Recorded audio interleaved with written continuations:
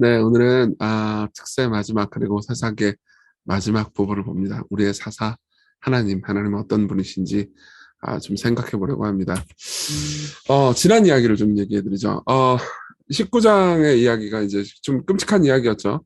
어떤 레위 사람이 있었습니다. 근데 정신 차려보니까 이 레위 사람이 어떤 사람이었냐? 첩을 가졌어요. 그러니까 말도 안 되는 경우죠. 지금 여러분들 치면 목사가 첩을 가졌다. 이런 식으로 생각을 하면 됩니다. 그러니까 사실 뭐 성경의 말씀, 하나님의 뜻 이런 것들을 지킬 생각 전혀 없는 사람인데, 근데 레위인이에요.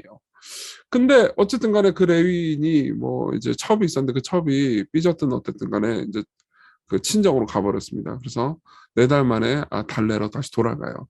돌아가지고 어쩌지 해가지고 장인이랑 뭐 얘기도 하고 그래가지고 다시 첩을 데리고 돌아가는 길에 기브아라는 마을에서 하루 묵게 됩니다. 근데 거기서 이제 이 기브아의 불량배들이 와서 이 레위인을 강간하려고 들죠. 그래서 어떻게 했냐, 레위인은 바깥으로 자기 첩을 던져버립니다. 그리고 첩은 밤새도록 강간당하고요. 결국은 이제 밤새 그 고통을 당한 끝에 죽어버립니다. 그러고 나서 이제 이 저기 레위인이 열받을 자격이 없잖아요. 자기가 아내 죽인 거랑 똑같잖아요. 근데 이 열받을 자격이 없는 이 사람이 자기가 혼자 열받아요. 그래서 되게 끔찍하게도 아내 시체를 12토막으로 자릅니다. 12토막으로 자라서 이스라엘 전역에 보내버려요. 근데 웃기는 건 뭐냐면 이스라엘 전역에 있는 이스라엘 사람들이 이걸 보면서 열받아요. 그래가지고 어떻게 하느냐? 이놈의 이 기브아 사람들, 이놈의 이 기브아가 이제 베냐민 지파의 마을이었거든요. 이놈의 베냐민 놈들, 이게 진짜 나쁜 놈들이구만. 이게 다 죽여버려야겠어. 그러면서 하나같이 합심해가지고 베냐민을 치러 가는 이야기. 이게 이제 어제 이야기였습니다. 오늘 이 전체를 이제 나머지 부분의 이야기를 먼저 다 보고요. 그리고 불의한 사사, 정의로운 사사, 은혜로운 사사에 관한 이야기를 해보도록 하겠습니다. 우리 사사라고 번역된 이 단어는 영어로는 judge의 판사라고 생각하시면 됩니다. 자, 먼저 이야기부터 보죠. 일단은 이제 그 12토막을 받고 나서 레위인한테 이야기를 듣습니다. 여차저차. 근데 레위인은 뭐 자기중심적으로 이야기를 했죠. 지가 잘못한 거 하나도 얘기 안 해요. 그리고 나서 이제 어떻게 되냐? 그러니까 이 레위인의 잘못에 이제 온 이스라엘을 홀딱 넘어갑니다. 그래가지고 이놈의 베냐민 지파 이거 미쳤나? 그러면서 가가지고 베냐민 지파의 사람들을 보내서 두루다니며 도대체 니들 중에서 이 불량배가 이런 짓 했잖아. 이거 어떻게 된 거야? 묻습니다. 그러니까는 그러면서 이렇게 얘기해. 야, 니네 그 중에 기브아 마을에 있는 그 불량배들 있잖아. 일단 걔네들 좀 내놔봐.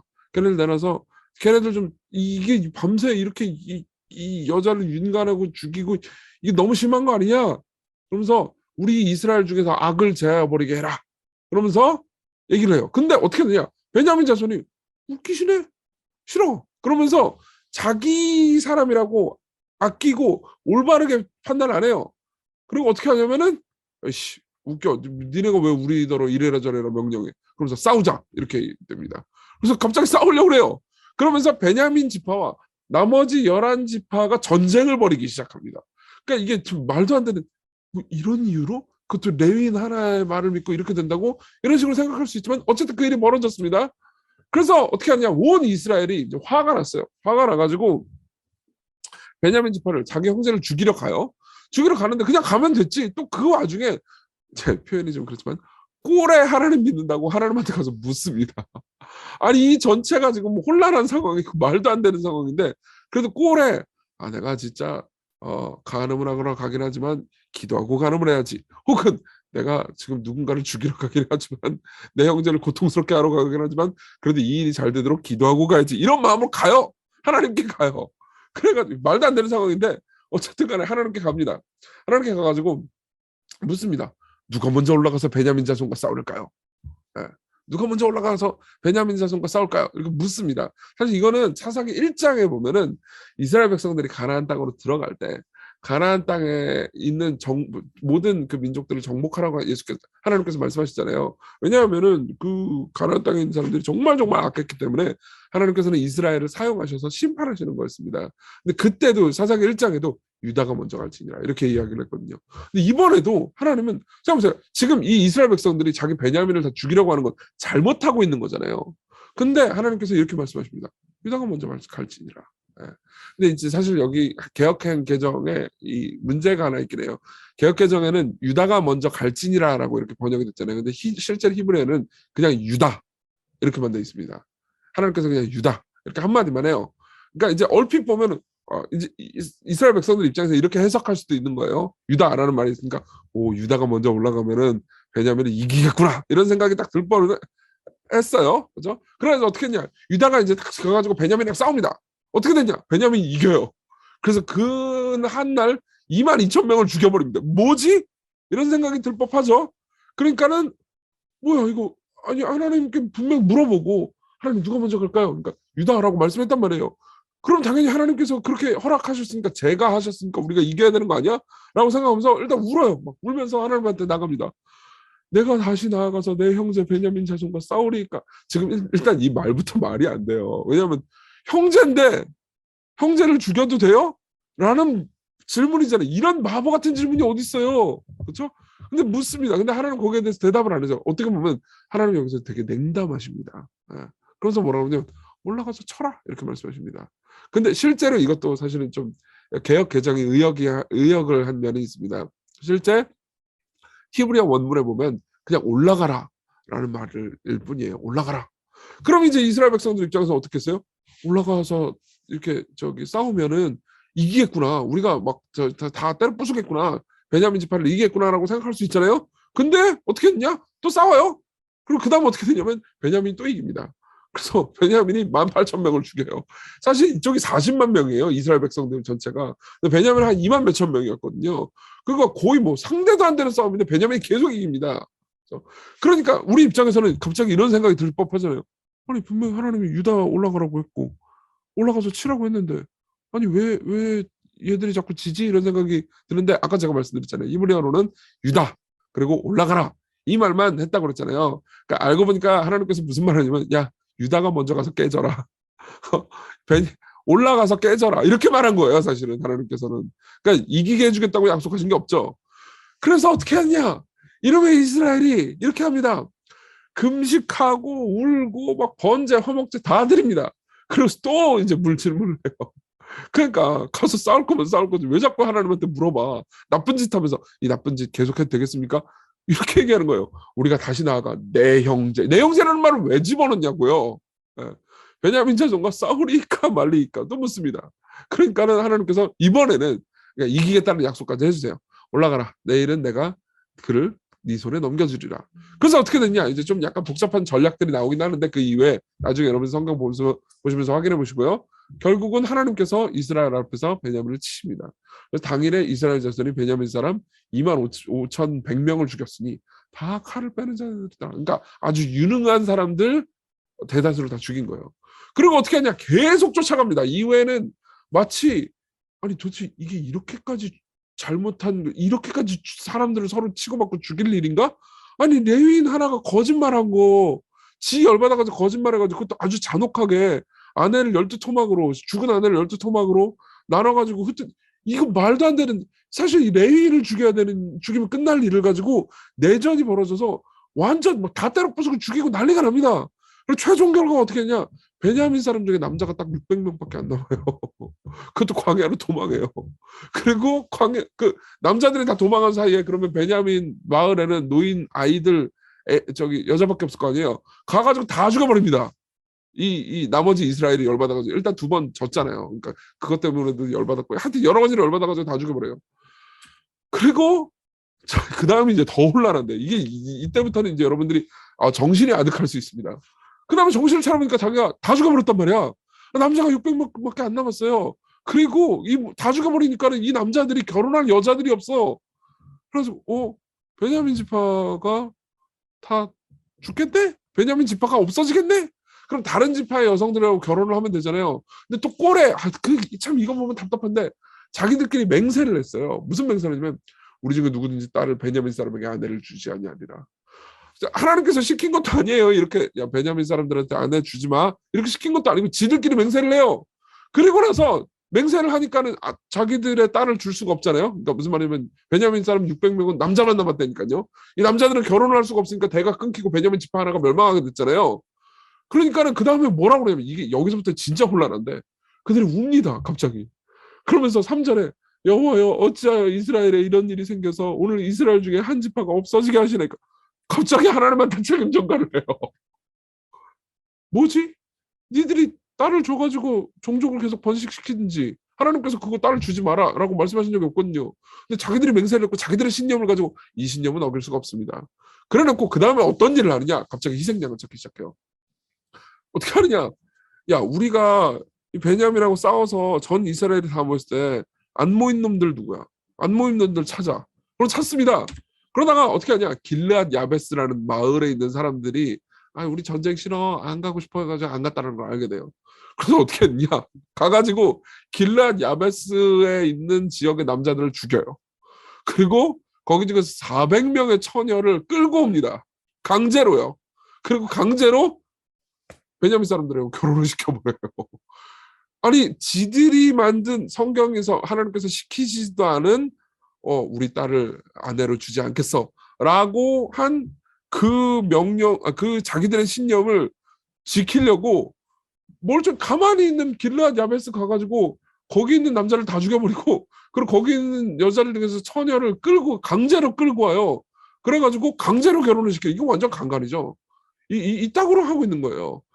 실제로 21장 12절에 뭐라고 되어 있냐면 이거 진짜 끔찍한데 생각하면 너무너무 끔찍한데요. 그들이 야베스 길르앗 주민 중에서 젊은 처녀 400명을 얻었으니 이는 아직 남자와 동침한 일이 없어 남자를 알지 못하는 자라고 확실합니다. 확인을 해줍니다. 그러니까 이걸 잘 주의 깊게 보십시오. 이거 모든 주석가들이 다 지적하는 부분인데요. 그냥 결혼을 안 한 여자가 아니고 결혼을 했든 안 했든 간에 수처녀를 무조건 데리고 가겠다라고 한 거예요. 그럼 그 400명과 그 외에 많은 사람들을 이 사람이 진짜 수처녀인지 아닌지 확인을 했을 거 아니에요. 그럼 이 여자들한테 얼마나 수치스럽고 고통스러운 일이겠어요. 그 확인하는 과정이. 그러니까 완전 미쳐버린 거예요. 이스라엘 전체가. 그리고 그러니까 생각하면 진짜 여기까지 생각하면 훨씬 더 끔찍하죠. 그리고 나서도 200명이 결혼을 못했잖아요. 베냐민 사람들이. 그렇죠? 그러면 이 200명 어떻게 하지? 200명도 결혼해가지고 결국은 이게 베냐민 지파가 유지가 돼야 되는데 이런 생각이 안 들 수가 없잖아요. 그래서 어떻게 하냐? 나머지 이스라엘 백성들 여자들 중에서 실로라는 곳이 있어요. 이거 이제 성막이 있는 곳입니다. 거기서 이제 여호와의 명절과 이제 그 페스티벌이 열리는데 잔치가 열리는데 거기서 이제 나오는 여자들이 있으면 그 여자 니들이 그냥 뺏어가지 납치해가지고 가면 나중에 뭐라고는 안 할게. 우리가 우리 딸을 이렇게 자발적으로 줄 수는 없어. 그건 좀 불가능하고 우리가 맹세를 해버렸거든. 우리의 맹세는 꼭 지켜야 되거든. 우리의 신념은 지켜야 되거든. 그러니까 니들이 약탈해 가는 거는 우리가 눈 감아줄게. 그래 약탈해 가라고 합니다.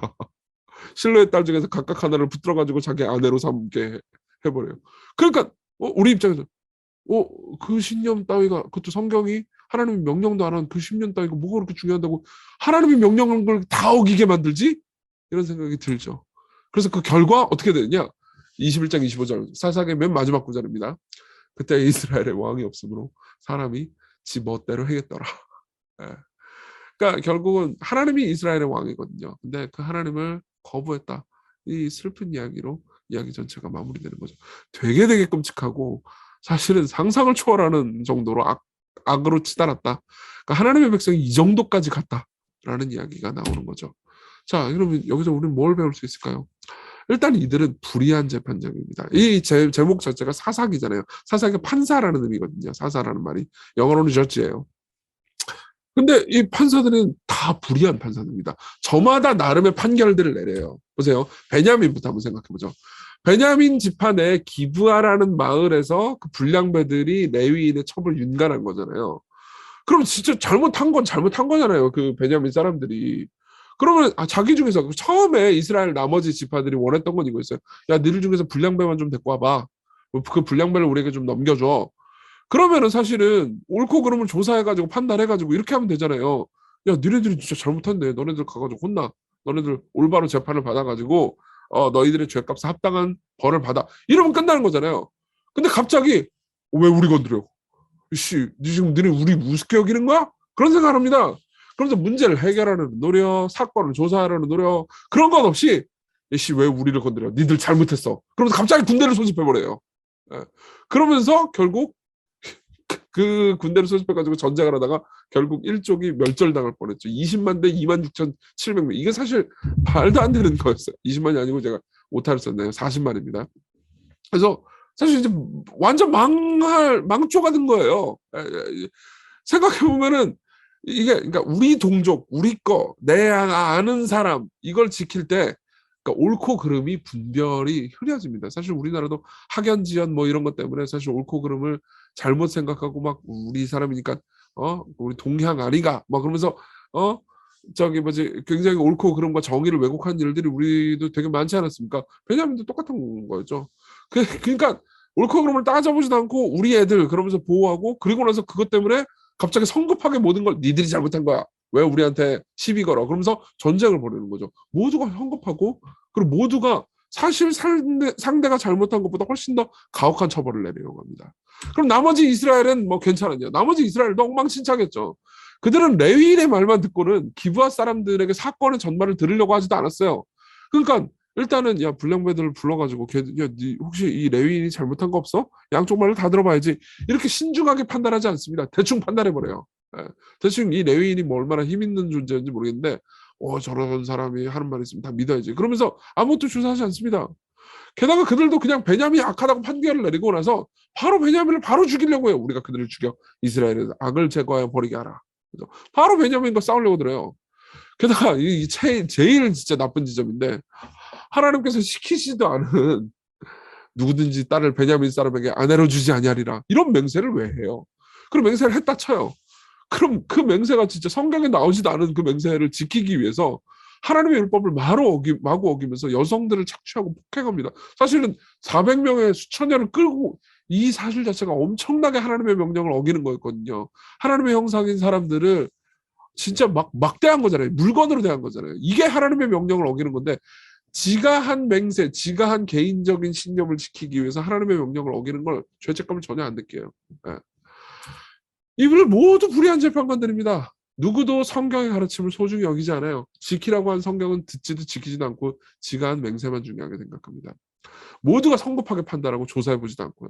그리고 멸하라고 한 가나안에 대해서는 두려워해요. 실제로 사사기 초반부에 보면은 가나안 백성들이 너무나 악했기 때문에 이들을 심판하시기 위해서 하나님께서 이들과 싸우라고 했는데 그들과는 싸우는 걸 뜨뜻미지근하게 하면서 만만해 보이는 동족 베냐민, 만만해 보이는 여성들에게는 굉장히 폭압적이죠. 모든 문제를 약자를 괴롭히고 약자에게 피해를 전가하는 방식으로 해결하려고 듭니다. 그리고 결국 악인 한 명, 레위인이죠. 이 처벌된 레위인 한 명한테 다 휘둘리고 서서히 자멸해가는 이야기. 죄 때문에 스스로를 거의 자멸시키면서 거의 그 무너져가는 이야기. 이게 사사기의 마지막 부분의 이야기인 거죠. 사실 이게 우리가 이런 사람들은 아니죠. 우리 이런 일들을 행하진 않았죠. 그렇지만 우리도 저마다 나름의 판결을 내리는 판사들이에요. 여러분들 모두가 일종의 판사들입니다. 그렇죠? 계속 삶에서 누군가를 뭐 지난주 설교 때도 얘기했지만 비판하기도 하고요. 누군가를 판결을 내리기도 합니다. 근데 우리는요 삶에서 우리가 저마다 성경의 가르침보다 자신의 신념을 내세우는 판결을 내릴 때가 많습니다. 예. 실제로 제가 이 목회를 하면서 느꼈던 것 중에 하나가 그러니까 성경의 말씀은 그러니까 뭐 저도 포함입니다만 성경의 말씀은 별로 그렇게 막 깊이 지키지 않으면서 저마다 나름의 신념을 지키기 위해서 사는 경우가 훨씬 많다는 걸 알게 됐습니다. 예를 들면서 이제 실제로 이런 거예요. 이제 교회 내에서 관계가 있으면 모든 사람들이 다 착하고 다 서로 맞고 그런 게 아니잖아요. 또 나랑 잘 안 맞고 스타일이 잘 안 맞는 경우가 있잖아요. 그러면 그래도 우리가 그리스도 안에서 형제자매니까 서로 사랑해야 되는 거 아니냐. 주께서 이웃을 사랑하라고 명령하지 않으셨냐. 주께서 제자들에게 서로 사랑하라고 명령하지 않으셨냐. 그러니까 좀 더 같이 좀 잘 지내보고 대화도 해보고 그렇게 얘기하자고 그렇게 살자. 그러면서 이제 권면을 할 때 이런 게 대답을 들은 경우가 되게 많습니다. 나는 관계에 있어서 손해보지 않는 게 내 신념이라고. 관계에 있어서 손해보고 이게 내가 옛날에 좀 손해 좀 보고 그랬더니 좋은 게 없다. 그게 내 신념이다. 좀 나는 손절한 관계 다시 안 만난다. 그리고 한 번 안 되는 관계는 좀 어렵다는 게 내 신념이다. 그 신념을 가진 거는 알겠는데 그 신념이 사실 성경의 가르침과 반대되면 신념을 꺾어야 되는 거잖아요. 근데 많은 사람들이 신념을 택하죠. 실제로 이 부분을 드러내놓고 지적해주지 않으면 본인이 신념을 지키기 위해서 하나님의 명령을 하나님을 무시하고 있다는 것을 잊는 경우도 엄청 많습니다. 예. 그래서 뭐 예컨대 뭐 교회 모임은 이래야 된다, 뭐 설교는 어째야 된다, 뭐는 뭐 어째야 된다. 나름 저마다의 신념이 다 있습니다. 저도 사실 마찬가지예요. 저도 되게 부끄러운 얘기지만 예전에는 교회에 대해서 다른 교회에 대해서 비판을 참 많이 했습니다. 지도 못하는 주제. 그러면서 올바른 신학은 이거고 뭐 올바른 하나님 뜻대로 사는 교회는 이거고 사실 성경에도 없는 성경에도 없는 교회를 할 때는 뭘 해야 되고 무슨 뭘 가르쳐야 되고 이거 안 가르치면 잘못된 교회고 그러면서 굉장히 많은 동료 형제 자매들을 막 비판하고 판단하고 무시하고 그랬던 적이 한두 번이 아니에요. 그 모든 것들이 성경에서 예수께서 그러니까 명시적으로 명령한 것도 아닌데도 그 신념을 지키기 위해서 예수께서 명시적으로 명령하신 교회와 형제들을 사랑하라는 명령은 쉽게 무시했던 거죠. 우리도 저마다 우리의 신념을 가지고 사람들을 비판하는 판결을 내립니다. 우리도 늘 다 듣지 않고 성급하게 재판을 벌입니다. 우리가 뒷담화를 할 때 우리는 늘 다 듣지도 않아요. 상대방 말 듣지도 않고 그냥 성급하게 판단하는 경우가 많습니다. 우리도 쉽게 자신의 고통을 남에게 하나님께 막 전가해 버립니다. 그러면서 어떻게 합니까? 서서히 지옥을 만들어가는 거죠.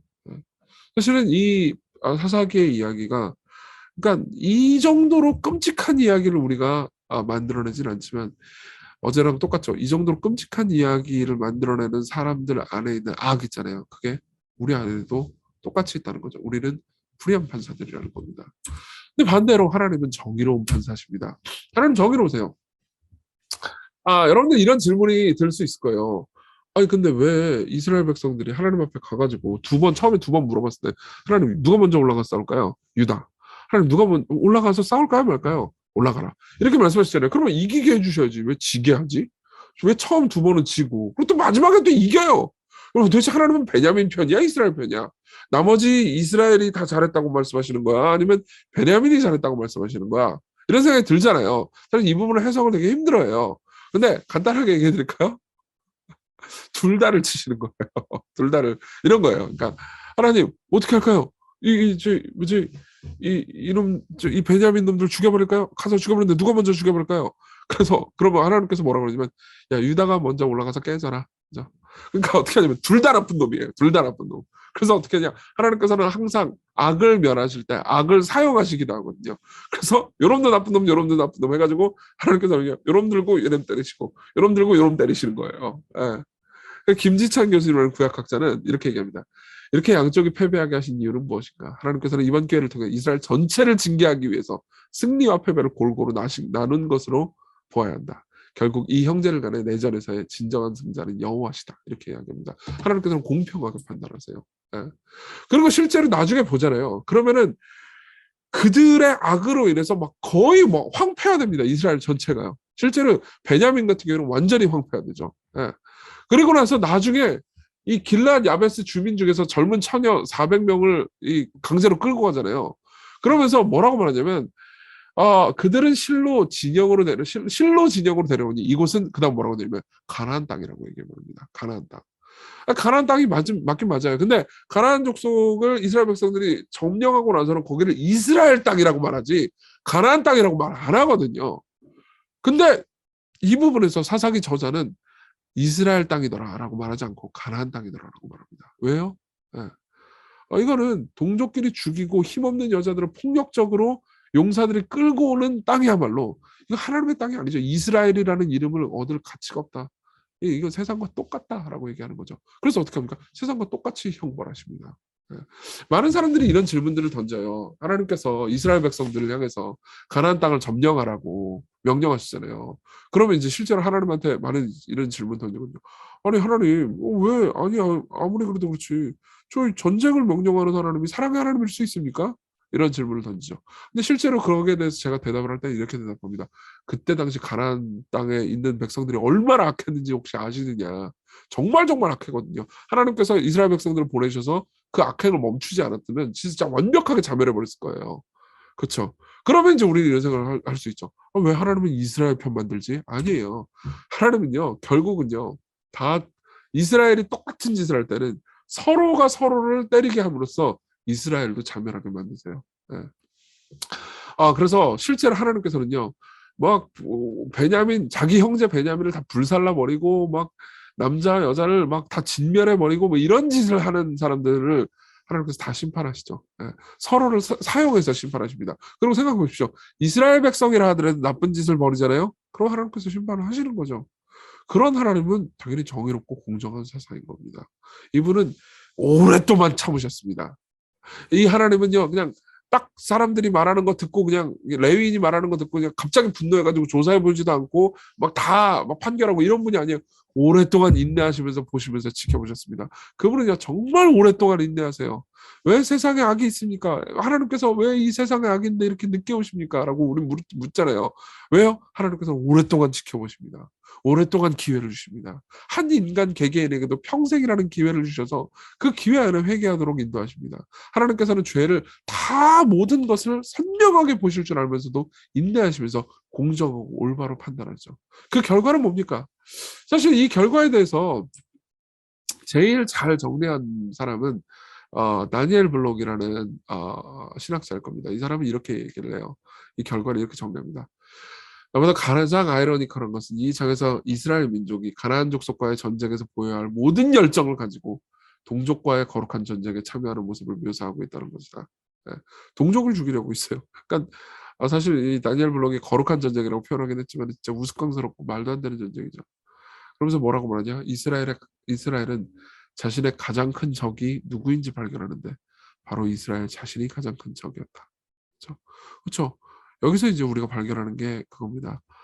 우리 인간의 가장 큰 적은 우리 인간이구나. 우리를 가장 고통스럽게 하는 것은 우리 자신이구나. 사도 바울의 표현에 따르면 가시체를 뒷발질하기가 내게 고생이구나. 뭐 쉽게 표현해보자면 이렇습니다. 이정규를 가장 고통스럽게 하는 것은 이정규 본인입니다. 이정규 안에 있는 악이죠. 여러분들 모두가 마찬가지일 겁니다. 인간은 인간 스스로를 구원할 수 없습니다. 이게 사사기의 결론이에요. 그럼 어떻게 되냐? 하나님께서 이대로 이 모든 걸 내버려 두실 거냐? 하나님께서는 공정한 판사이시기도 하지만 은혜로운 판사이시기도 합니다. 일단 여기까지 보면 우리에게 소망이 있어 보이냐? 소망이 없어 보입니다. 왜냐하면 사사기 맨 마지막에 그들에게 왕이 없어서 이렇게 모든 것이 됐다. 그래서 그럼 왕이 세워지면 괜찮겠구나라고 생각할 수 있지만 이후에 나오는 사울 왕도요. 사울 왕이 또 재미있게도 베냐민 지파 출신이에요. 이 베냐민 이 조그마한 지파 출신 어쨌든 살아남았습니다. 그래서 그 중에서 사울 왕이 됐어요. 네. 그렇지만 어떻게 돼요? 사울 왕도 타락해버렸죠. 다윗 왕도요. 사실은 다윗도 약자를 이용하면서 자기를 정당화시키는 왕이었어요. 물론 다윗은 훨씬 더 경건하고 나은 사람이었죠. 그렇지만 자기가 저지른 죄, 밧세바의 간음을 덮기 위해서 우리아를 죽여버리는 사람이기도 했습니다. 그러니까 다윗도 올바른 판사는 아니었죠. 우리에게는 우리가 원하지 않아도 우리를 찾아오는 구원자 왕이 필요합니다. 우리는 우리 죄로부터 우리가 구원을 스스로 받고 싶어 하지 않아요. 우리는 죄를 해결해달라고 부르지 않습니다. 우리는 늘 고통만 해결해달라고 불러요. 사실 사사기 전체에서 이 이스라엘 백성들이 하나님을 찾을 때는요. 회개하려고 하나님을 찾는 경우가 없어요. 고통스러워서 이 고통을 해결해달라고만 하나님을 찾죠. 우리도 삶을 살면서 우리의 죄를 해결해 주십시오라는 기도보다는 우리가 지금 당장 당한 고통을 해결해 주십시오라는 기도만 하죠. 그렇죠? 그러면 우리의 죄를 해결해달라는 기도는 우리가 안 하기 때문에 하나님께서 먼저 찾아오셔야 되죠. 그렇죠? 우리에게는 모든 것을 행하는 구원자가 필요합니다. 왜냐하면 인간이 뭔가 잘해보려고 해도 스스로를 자멸하게 되거든요. 즉 지옥을 만들어버립니다. 그렇죠? 그럼 우리는 단순히 사회적인 악이 아닌 마음의 악을 씻어줄 왕이 진짜 왕이 필요하죠. 근데 여기서 지금 우리가 오늘 본 본문 있잖아요. 이 본문 내에서 말하는 하나님은 좀 냉담해 보입니다. 그렇죠? 누가 먼저 올라갈까요? 유다, 너 먼저 가서 깨져라. 우리가 올라갈까요, 말까요? 올라가라. 올라가서 깨져라. 우리가 진짜 막 울면서 베냐민 어떻게 해야 돼요? 그래, 이번에는 내가 함께 해주마. 그러면서 베냐민을 때려. 그냥 너무 공정하게만 판단하세요. 네. 너무 공정하게만 판단하십니다. 사사기만 보면 그렇게 이야기가 끝납니다. 그렇지만 여러분들이 마지막까지, 성경의 마지막까지 보잖아요. 성경의 복음서까지 읽잖아요. 그럼 성경에서 우리는 단순히 공정하게 심판하시기만 하시는 하나님이 아니고 심판을 받으신 하나님을 봅니다. 네. 우리는 형제를 죽이기 위해서 누가 먼저 올라가서 죽일까요? 라고 묻는 죄인과는 달리, 이스라엘 백성들과 달리 형제를 살리기 위해서 오셔서 십자가에 달리셔서 나의 하나님 어찌하여 나를 버리셨습니까? 라고 묻는 진짜 우리의 형제, 진짜 하나님, 우리를 판결하시기만 심판하시기만 하시는 것이 아니고 심판을 당하시는 하나님을 봅니다. 우리는 성급히 정죄하는 마음으로 형제를 죽이기 위해서 3번 묻는 이스라엘과 달리 형제를 살리기 위해서 겟세마네에서 3번 주께 간구하는 하나님을 봅니다. 예. 이 3번의 질문 있잖아요. 이스라엘 백성들의 3번의 질문. 이거 얼마나 이기적입니까? 자기 형제를 죽이려고 해요. 하지만 예수 그리스도의 3번의 간구는요. 자신의 형제를 살리기 위해서는 자신이 죽을 수밖에 없는 이 상황. 자신이 희생해야 되는 이 상황에서 도대체 하나님 이 희생에서 벗어날 수 없습니까? 라고 묻는 질문입니다. 그리고 예수께서는요. 그 희생에서 벗어날 수 없다라는 하나님의 응답을 듣고 순종하십니다. 예. 하나님의 말씀에 순종하기 위해서 자신의 신념 정도가 아니고 자신의 목숨을 버리신 거죠. 이스라엘은요. 자신의 죄 때문에 생긴 베냐민 지파의 멸망 문제를요. 처녀들과 여성들 그리고 그의 가족들을 희생하면서 400명 처녀 끌고 오고 막 200명 약탈하도록 허용하고 이런 식으로 해결하잖아요. 그렇죠? 인간의 이후의 모든 이야기들도 인간은 자신의 죄 때문에 생긴 문제를 약자들을 희생시켜가면서 해결하죠. 이게 우리가 지금 겪는 일 중에 하나입니다. 그렇지만 예수 그리스도 진짜 왕, 우리의 진짜 사사는요. 자신을 희생시키심으로써 우리가 저지른 죄의 문제를 해결하시는 분입니다. 그래서 자, 보십시다.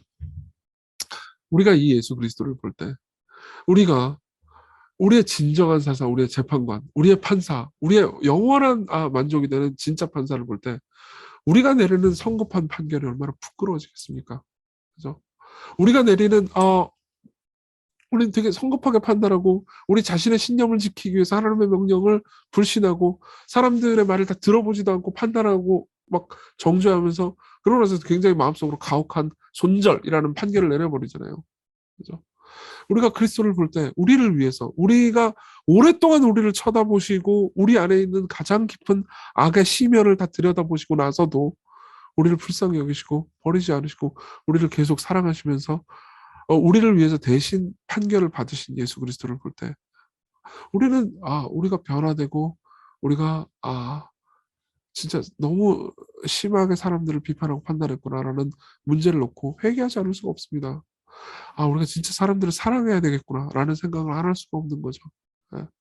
우리 같이 기도합시다. 우리 이렇게 기도합시다.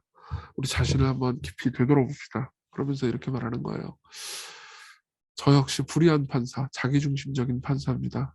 그렇죠? 우리 삶에서 진짜 많은 영역에서 사람들을 그리고 모든 상황들을 다 알지도 못하면서 성급히 판단하고 성급히 정죄하고 성급히 처벌을 줍니다. 그렇죠? 우리는 우리의 신념을 지키겠다고 성경에 명령하지도 않은 우리의 신념을 지키겠다고 하나님의 말씀보다 앞세워서 많은 것을 판단했습니다. 하나님 저 사람 내 스타일이 아니에요. 그러니까 나는 별로예요. 이렇게 생각하는 거죠. 그렇죠? 그렇지만 우리를 위해서 심판받으신 예수 그리스도를 보면서 이웃을 사랑하는 마음을 가지게 해주십시오. 우리 같이 우리와 함께 하신 예수 그리스도를 생각하면서 우리의 마음을 빚어달라고 변화시켜달라고 함께 기도합시다.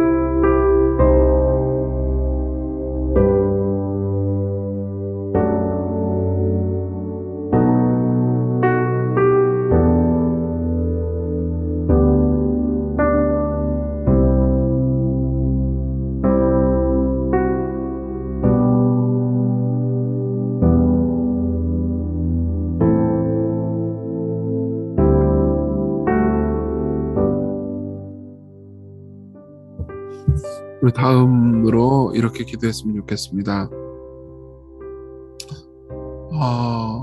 조시아 컨너라는 사람이 쓴 시가 있어요. 그 시의 내용을 정확히 제가 다 암기하는 건 아닌데 마지막 부분에 이런 이야기가 있습니다. 다른 신들은 강했지만 당신은 약하셨습니다. 예수님 가르치는 거죠. 다른 신들은 짓밟았지만 당신은 짓밟히셨습니다. 다른 신들은 고통스럽게 했지만 당신은 비틀거리면서 보좌로 올라가셨습니다. 여러분, 우리와 세상 모든 것들을 만드시고 세상 모든 것들을 심판하시고 판결하실 수 있는 그 위대한 신은 자신의 심판과 판결을 받아보신 신이시고 모든 것을 흐림이 없는 눈으로 보실 수 있는 그분이 우리를 조건 없이 용서하시고 완전히 깨끗하고 의롭다고 여겨주시기로 결정하셨습니다. 여러분, 이 하나님이 너무 위대하고 크지 않습니까? 우리는 종종 우리 마음에 맞는 하나님, 나를 나쁘다고 말하지 않는, 내가 문제가 있다고 말해주지 않는 저마다의 하나님을 만들어내면서 이 하나님 왜 이렇게 작고 내가 만족스럽지 않나라고 생각할 때가 많을 수 있습니다. 그러나 올 한 해 진짜 하나님을 좀 만나게 해주십시오 하고 같이 기도합시다. 우리가 하나님을 잘 모르고 있었다면, 우리가 하나님을 너무 작은 분으로 생각하고 있었다면 더 크고 위대하신 하나님을 보게 해주십시오 라고 기도합시다. 우리가 더 성장할수록 하나님이 더 크고 위대하게 보일 겁니다. 첫째 날 기억나시나요? 첫째 날 제가 얘기했던 그 나니아 이야기 기억나시나요? 우리가 더 커진다면 하나님 훨씬 더 커지게 보일 겁니다. 우리가 더 성숙한다면, 우리가 더 자기를 잘 부인할 수 있다면 그리스도께서 우리를 위해서 하신 일의 위대함이 훨씬 더 크고 아름답게 보일 겁니다. 올 한 해 저도 여러분들에게 설교를 할 때요, 마음에 결심한 게 있어요. 더 큰 하나님을 보여주자. 진짜 하나님을 보여주자. 하나님의 하나님 되심을 선포해보자. 우리 마음에 맞는 하나님이 아니고 진짜 하나님을 말해보자. 그것이 때로는 우리를 고통스럽게 하긴 하겠지만 그래도 더 위대한 하나님의 일하심을 볼 때, 작은 우리를 볼 때 그분이 우리를 사랑하신 그 사랑도 훨씬 더 크게 느껴지겠구나, 이런 생각을 했습니다. 같이 우리 기도할 때 올 한 해 하나님, 내가 진짜 하나님을 알아가게 해주십시오. 더 큰 하나님, 더 위대한 하나님을 보게 해주십시오. 우리 같이 기도합시다.